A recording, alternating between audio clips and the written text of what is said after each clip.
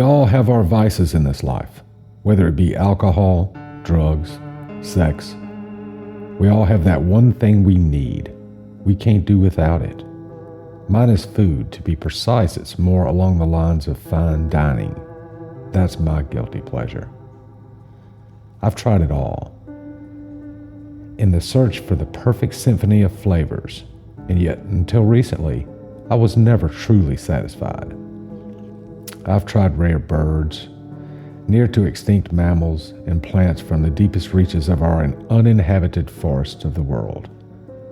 My search was becoming harder to find new flavors. I was losing hope, and then an associate of mine suggested an alternative way of searching. So I turned to the underbelly of the internet, the dark web, or deep web, whichever you prefer to call it. Began asking on message boards for ideas. 2 weeks went past without success. I'd all but given up hope until an email popped up in my inbox with no sender and no subject. It simply read, "I have the answer to your question. I can satiate that hunger for you. We have your address. We have your bank details. Just type yes into a blank email and save it in the draft folder. We will see it." A cold sweat ran through my body. My hand began to shake on the mouse. I had no idea how they got my information. But you hear all sorts about people online. That didn't bother me. What was the answer he had to solve my burning desire? To experience new flavors, ever in search of my slice of heavenly taste. Opening up a blank email, I typed yes. I saved it to my drafts. Almost instantly the phone rang. The line was deathly silent. I held my breath, waiting for the caller to speak. I won't bore you with the ins and outs of the call.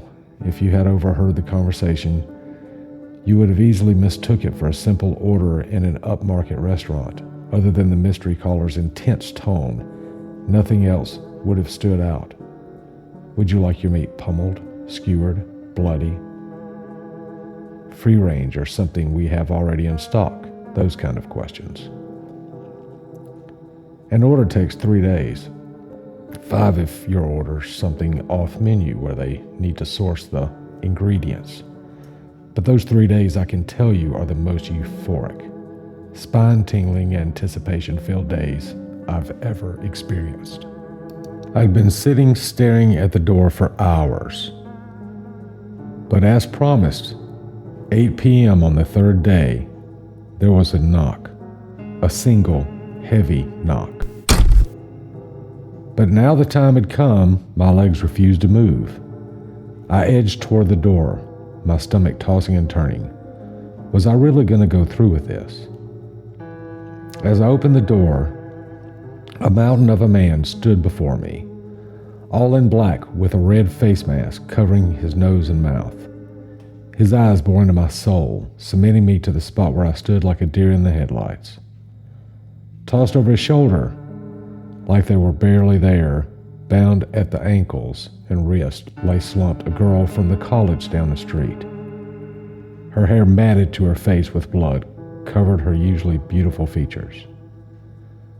What were once electric blue eyes, I could see one was now bloodshot, while the other had swelled beyond recognition. My heart began to beat so fast, I thought I was about to pass out. I stepped aside and allowed the man to carry her in. He placed her on the dining room table and left without saying a single word. I looked at the beauty before me, her lacerated skin, her beaten and bruised torso, and the faint rise and fall of her heartbeat. She was still alive, but barely. I spent several hours preparing the meat, slicing off cuts for now, and what was left I froze for later that week. The meat I seared with a cooking torch. Watching it bubble and spit made me salivate more. She passed out midway through the removal of her kidney, early on in the preparation, which was a shame as she missed out on the wonder I was about to turn her into. And kidney were a delicacy I savored with an iced wine the following evening. After consuming my meal, I felt complete. For once I had found something that could actually subdue my need to feed. For now. A few days later, those familiar hunger pains began. This time the severity was immense. It was as though my own skeleton was attempting to crawl out of my mouth. Death would have been welcome in those first few hours. That's when it hit me, like a moment of clarity. I knew why I was in so much pain this time.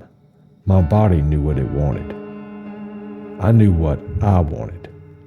I needed to feed on that succulent flesh again. I craved it, yearned for it.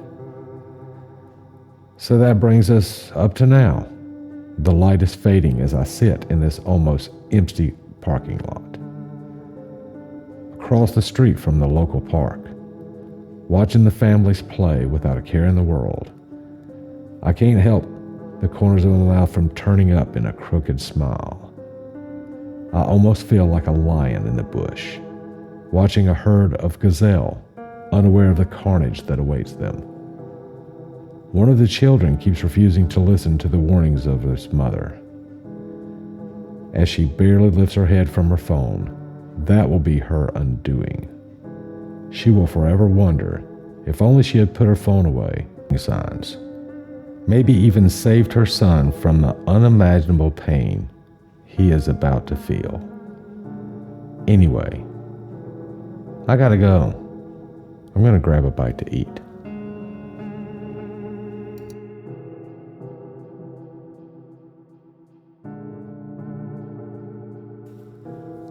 Now you have to ask yourself, is this just a story? Or is it maybe something else entirely?